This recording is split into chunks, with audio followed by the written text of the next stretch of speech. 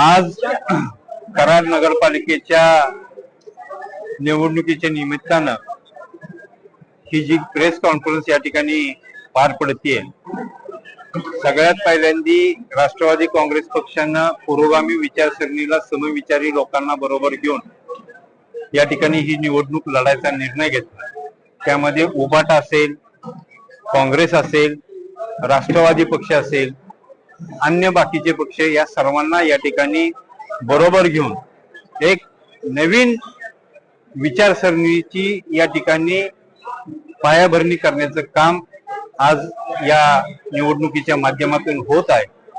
माझी सर्व मतदार बंधूंना, मलकापूर नगरवासियांना एकच विनंती आहे की मलकापूरचा जो विकास आहे तो जर का सर्वांगीण करायचा असेल आणि मूलभूत सुविधांना जर का तुम्हाला मजबूतीकरण करायचं असेल तर तुम्हाला या आघाडीच्या माध्यमातून या ठिकाणी सक्षम पर्याय दिलेला आहे।